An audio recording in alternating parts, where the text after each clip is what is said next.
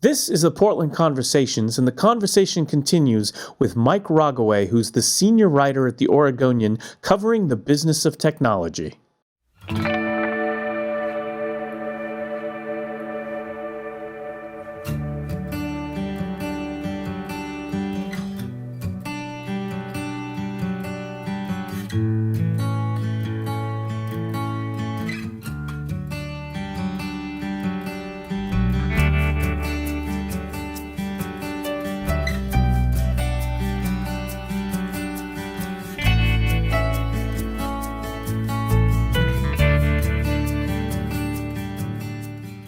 Well, we're here with Mike Rogoway of the Oregonian. Recently, you are kind of heads down working on a story about the Oregon Employment Division, correct? Yeah, the employment department has consumed a great deal of my time the past couple months. In Oregon, as in other parts of the country, the enormous volume of layoffs and furloughs that accompanied the coronavirus outbreak, it produced a huge spike in unemployment. And our unemployment rate in Oregon went from 3.5%, which was in March, which was just about the lowest point in state history, to 14.2%, which is the highest point on record in the state, and it'll keep going up. It's paralleled what's happened nationally, and with that came 450,000 or so unemployment claims.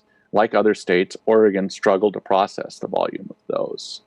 Like many states, there are many, many, many unpaid claims, and the employment department really struggled to communicate with workers. Its phone lines were overwhelmed. That's its main method of communicating with workers. And so nobody could get through. And then as we've reported, the state uses a computer system from the 1990s, built on technology, some of which dates back to the mid-'80s. Is that a COBOL-based system? Yep, it's a COBOL system. Okay. Which mainframe system. It's been very durable. It does what they asked it to, and is still doing what they asked it to from the 1990s, but they need it to do more now. And it's been a mess because many claims need to be processed individually. Some simple claims just go right through, they sail through, you get your check. But many claims need a slight manual adjustment. When our unemployment rate was 3.5%, and they were just getting, a few thousand claims a week, the state could handle that. Those claims, the smaller percentage of claims that needed some individual attention, they could handle.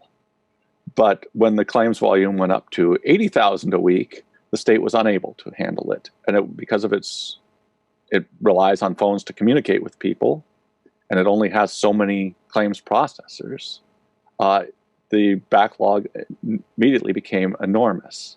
Can I stop you there? When you say the primary interface is the phone, there's no online component where you file online, okay, and then if it goes through smoothly, all your interaction is online after that.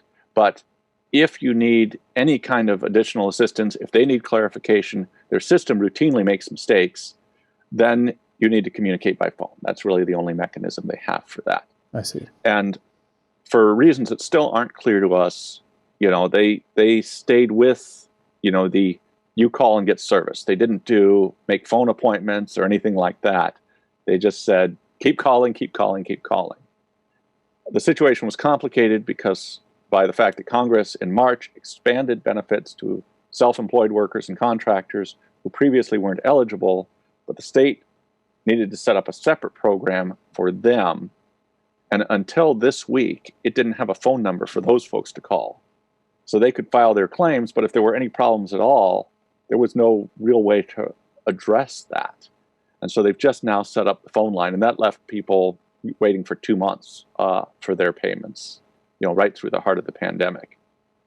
State had a real hard time getting a handle, and still is having a real hard time getting a handle on the numbers of claims that it has received, how many it has paid, who it owes money to. It became a spiraling mess. There are many other elements to it, but Oregon politicians and our congressional delegation became increasingly agitated. Governor Kate Brown was saying nothing about the situation. We're looking at at least 200,000 unpaid claims, some of which were duplicates or were getting paid in other ways, but many of which were from these newly employed workers, or newly eligible workers, the self-employed workers who weren't getting paid. So on Saturday morning, Senator Wyden said that the head of the department should be fired. Kate Brown did, in fact, Senator Wyden said she should resign. Governor Kate Brown did, in fact, fire her later on Saturday and announced that on Sunday. So now they have an interim director who's a longtime manager within the department and certainly knows it well, but was also responsible for managing it through many of the hardships they've had so far. But what I tell people is this is not a uniquely Oregon problem, but it was a distinctly Oregon problem because every state had trouble. Almost every state had trouble with the unemployment claims. Some are having, like Florida, even more trouble than Oregon, considerably more. But Oregon's problems with communicating, its mixed messages, its old computers, they all created a kind of distinctly Oregon storm here that created storm. Enormous problems. Yes.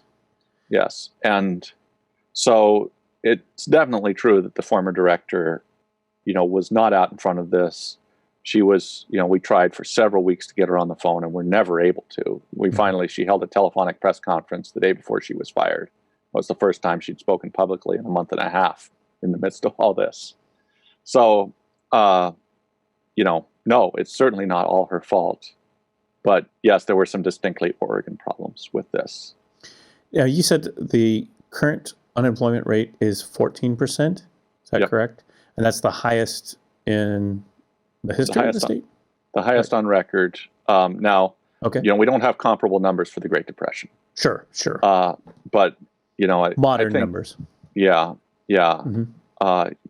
It's certainly the highest we've had. And we do have good economic data going back to 1939. And this, as our state economists said when they issued their quarterly economic forecast last week, this is the steepest downturn that we've had in the past. We have company. This is the steepest downturn we've had since 1939, for sure. Is there a prediction that those numbers are even going to rise higher? Certainly. The difference here is that before we had workers filing for unemployment that have been laid off from employers. And this includes, correct me if I'm wrong, gig workers, self-employed, people who are driving for, say, Uber and Lyft. So there's some complication around that, whether the state qualifies them as gig workers or not. So I'm not going to say, but let's say, a freelance podcast host, for example, if such a person, if your work dried up and you had no work after that, then yes, you would qualify for sure under this. So, artists, massage therapists, yoga teachers, freelance writers, all kinds of people, small business owners, all kinds of people in that category whose income vanished during this. They qualified for this. Now, they are not included, where they're not newly included in the unemployment rate, which includes people looking for work. So we're still comparing apples to apples in historical unemployment rate and current unemployment rate.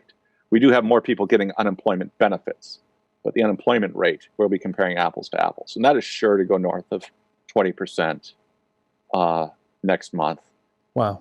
And then we have some, the state puts out a quarterly economic forecast to help sort of guide on state revenue.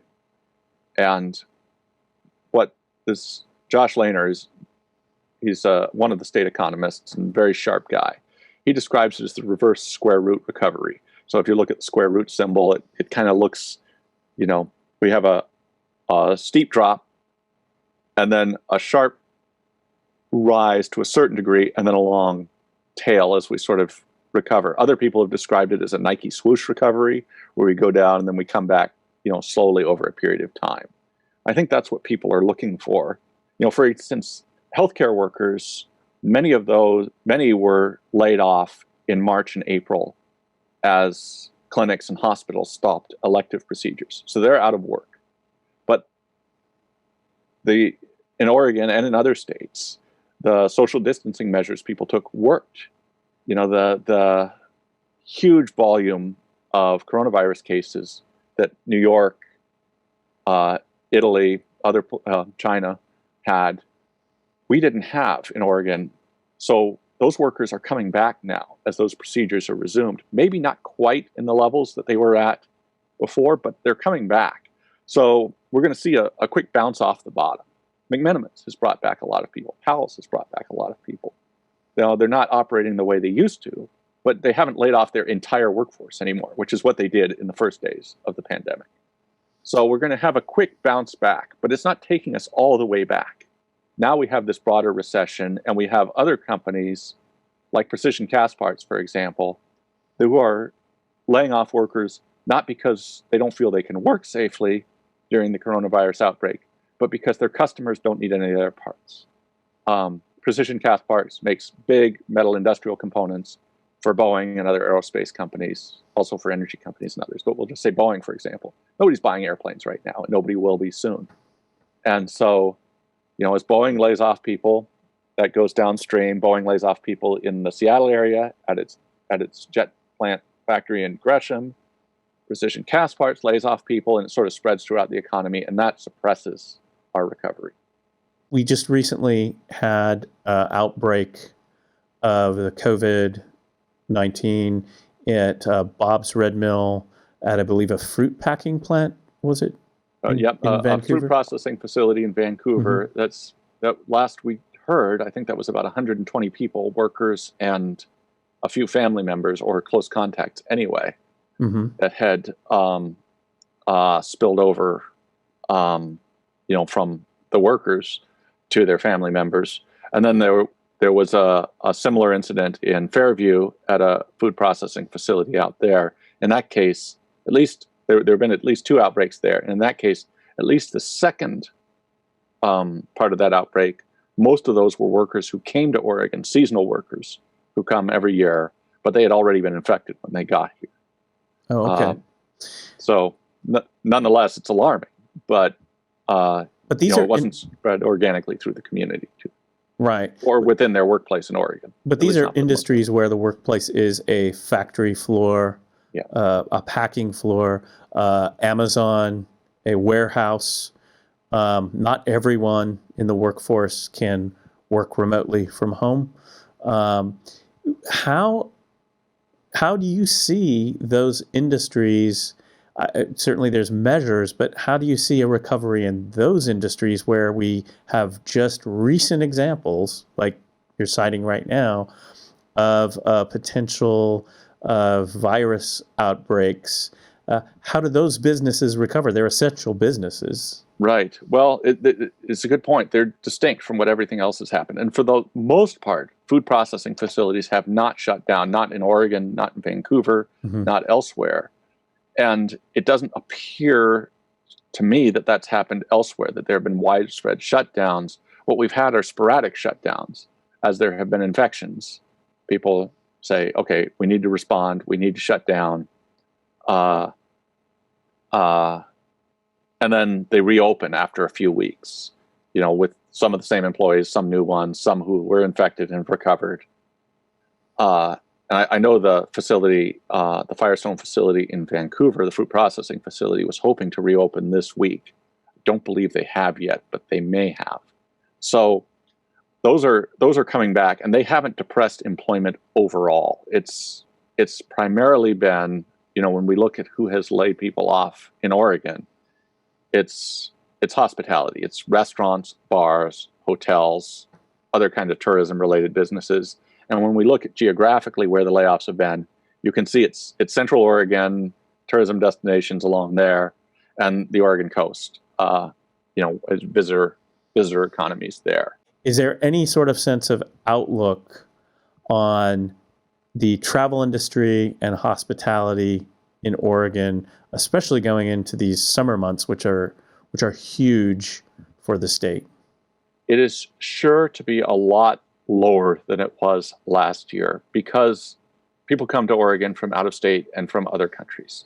That travel will be very depressed. Now, Vacasa, we have one of the nation's big vacation rental companies is right here in Portland. Mm-hmm. Vacasa, they rent and manage vacation properties that other people own. Are these timeshares type? They're not timeshares. They're like, if you had a cabin on the coast. Okay. You rent that out to other people. You got a place at Black Butte. You rent that out to other people. They'll list it for you. They'll manage it for you. They'll clean it. Da-da-da. So Vacasa had a big round of layoffs in March, right when this hit. They haven't said how big, but for comparison, Airbnb laid off 25% of its staff worldwide, and just about wiped out its Portland office, by the way. But so enormous volumes of layoffs. I don't know what Vacasa's number is, but it could be comparable to that. They say there has been a big spring back. I think they said, May was 6 times better than April. Now, 6 times of a very low number is still a very low number. We don't know how low the April number was. So it remains to be seen how those things will look. Oregon's coastal counties and Central Oregon, every county, but Multnomah is open. So people can go, but do they want to go? And I think what economists keep saying is that you can open the economy. That's fine. And Oregon's never closed nearly as much as other economies did. The question is, how do people behave? And, that remains to be seen. Do people feel comfortable traveling? And I'll just take a step back and say, in Oregon, we didn't close down nearly as much as, for example, Washington did or California. Factories, construction were explicitly allowed to continue operating. Most retail stores were allowed to continue operating. But many, like Powell's was allowed to continue operating. Provided they could maintain safe distance for their employees and their customers, they were allowed to continue operating. They chose not to because they felt they could not do it safely. And they have not reopened for that same reason. And so I think that's kind of where we're at. We can say the economy's open. You can do what you want.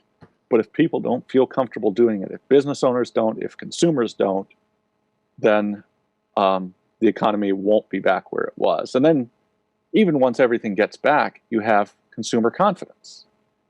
Are people confident spending money? National data shows that personal incomes actually rose and personal savings rates skyrocketed early in the pandemic because people were getting unemployment insurance even if they were losing their jobs. There was a $600 federal bonus per week. A lot of people were making more unemployed than they were working. So we didn't have a problem with income. We had a problem with people being willing to spend or able to spend. And so we have to wait and see how confident consumers will be in Oregon and everywhere. If they're confident, then they'll travel. If they're confident, they'll shop. We're not there yet. You mentioned Powell's voluntarily shutting down. Are you hearing from business folks that they're concerned with their insurance policies, losing their insurance policies because maybe somebody didn't wash their hands or someone gets sick and says, I got sick because I went to the bookstore or I went to this restaurant? So I'll say a couple things. I think the big issue around insurance so far has been that many insurance policies had exclusions for pandemics. Mm-hmm. So businesses thought, well, I have to close down. I bought business interruption insurance. Right. And my colleague, Michael Russell, has written a lot about this. Restaurants are like, well, I have this policy. And the insurer says, well, you do, but look here. Mm-hmm. Mm-hmm. And so they're not getting paid. I think that they're not concerned about losing their insurance so much as they are concerned about not getting paid by their insurance. And that is affecting people's ability to reopen, because of lost capital. Then the question of insurance going forward is there's a big question around legal liability. Mm-hmm. And if we're going to see an ocean of lawsuits, we've had at least one significant one in Oregon. An Amazon worker in Salem sued over, she claimed whistleblower protections. She said she was fired over objections to the steps Amazon was taking to keep its Salem facility safe. If people get sick or die on the job, there will be lawsuits. And in Congress, there's one of the holdups, perhaps the main holdup on the next stimulus bill, is to what degree businesses will be insulated from litigation for this.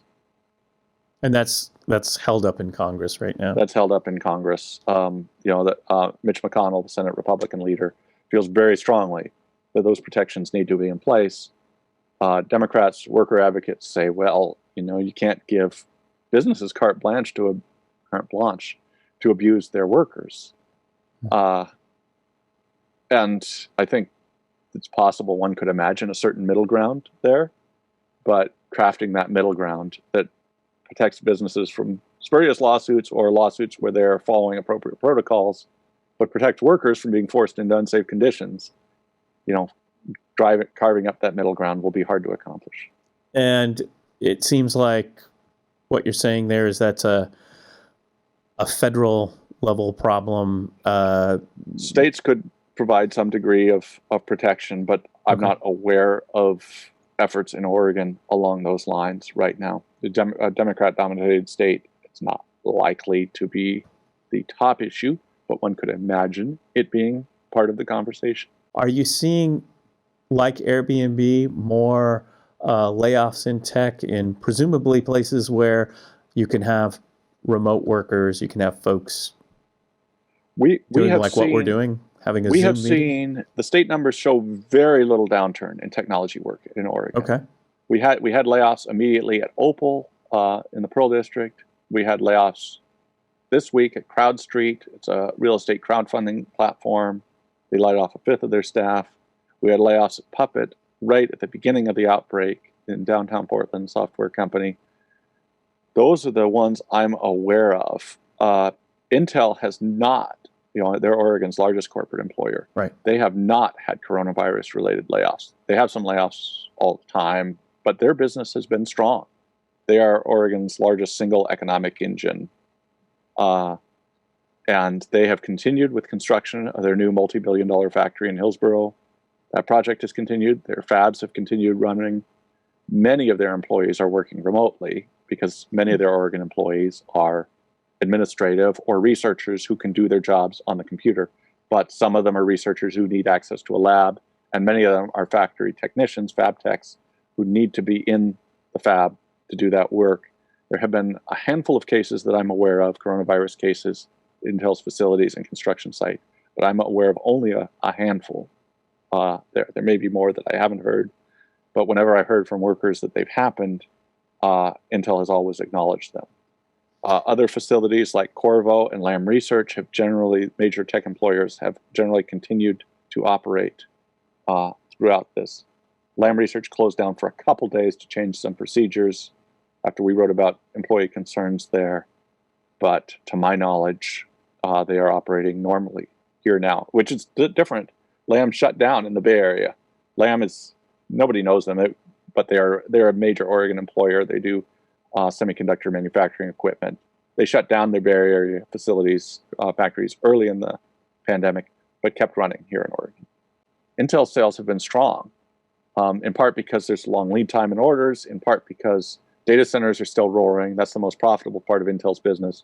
And PCs and laptops especially, the biggest part of Intel's business, people are buying those because we're all working from home. Right.